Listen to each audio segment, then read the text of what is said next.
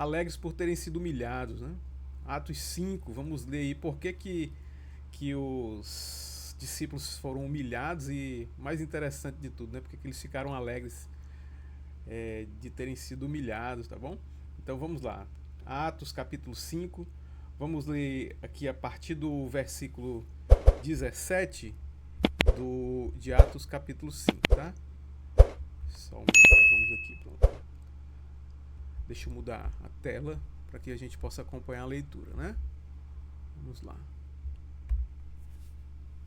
Pronto, Atos capítulo 5, versículo, a partir do 17. Então o sumo sacerdote e todos os seus companheiros, membros do partido dos saduceus, ficaram cheios de inveja.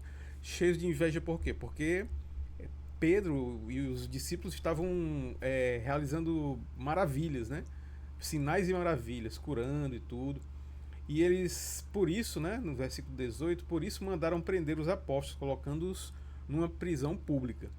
Mas durante a noite, um anjo do Senhor abriu as portas do cárcere, levou-os para fora e disse: dirijam-se ao templo e relatem ao povo toda a mensagem desta vida. Interessante que eles estavam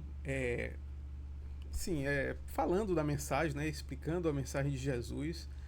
E por conta disso, os saduceus, né, mais uma vez, assim como eles fizeram com Jesus, ficaram com inveja e tudo, prenderam os discípulos, né, prenderam os apóstolos, colocaram numa prisão, mas de noite, né, o anjo do Senhor apareceu e tirou eles do cárcere.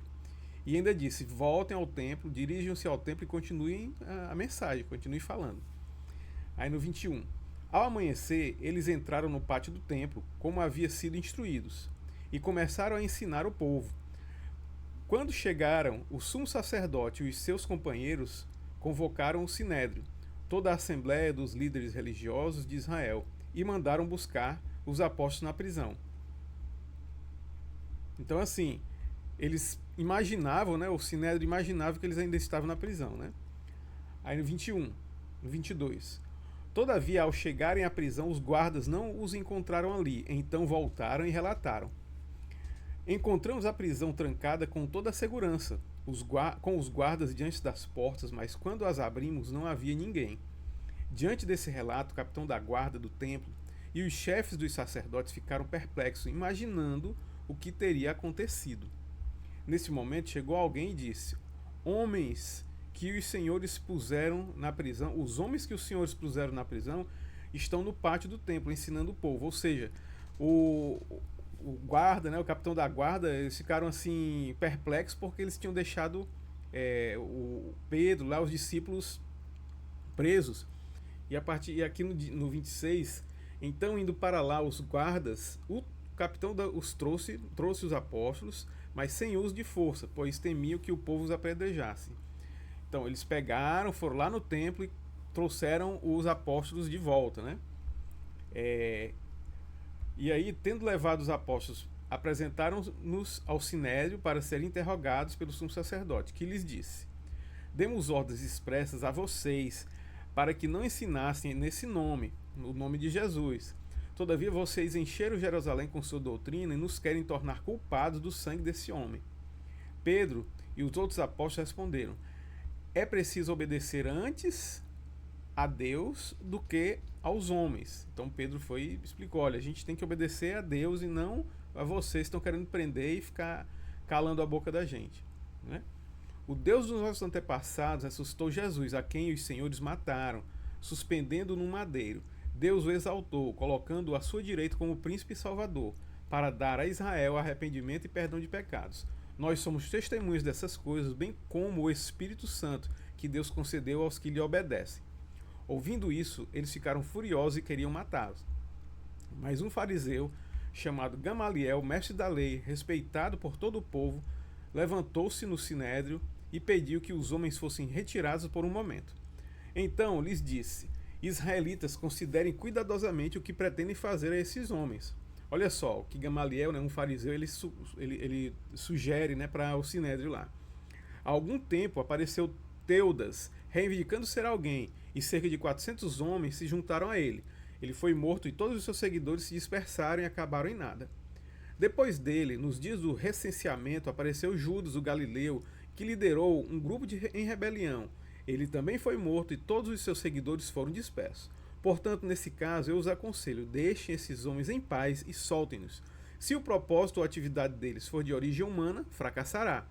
Se proceder de Deus, vocês não serão capazes de impedi-los, pois se acharão lutando contra Deus. E o que realmente aconteceu, né? Eles não foram capazes de impedir a igreja se multiplicar e a quantidade de discípulos se multiplicar, a ponto de alcançar não só ali Jerusalém e tudo, mas até os confins da terra, né? Agora o interessante é a partir do versículo 40, vamos continuar aqui, a partir do versículo 40, e vamos ver aqui a passagem que eu falei no início, né? Alegres por terem sido dignos de serem humilhados por causa do nome de Jesus, né? Então, voltando aqui para o 40. Eles foram convencidos pelo discurso de Gamaliel, chamaram os apóstolos e mandaram açoitados, ou seja, eles ainda foram açoitados, né? Os apóstolos foram açoitados. Depois ordenaram-lhe que não falasse o nome de Jesus e os deixassem sair em liberdade. Os apóstolos saíram do sinédrio. Olha só, os apóstolos saíram do sinédrio, alegres por terem sido considerados dignos de serem humilhados por causa do nome de Jesus. E todos os dias no templo e de casa em casa não deixavam de ensinar e proclamar que Jesus é o Cristo. Ok? Então é interessante aí, né? A gente vê as passagens que mostram que o reino de Deus é um reino de cabeça para baixo mesmo, né?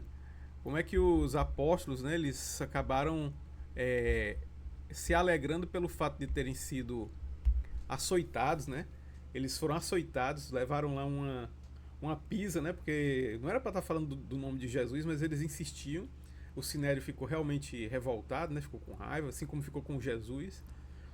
E a prisão não foi capaz de detê-los, e eles foram para o templo, continuaram a falar, e mesmo assim foram açoitados, e pela intervenção lá de um fariseu chamado Gamaliel, né? Como a gente leu, eles foram soltos, né, mas foram açoitados antes de serem soltos.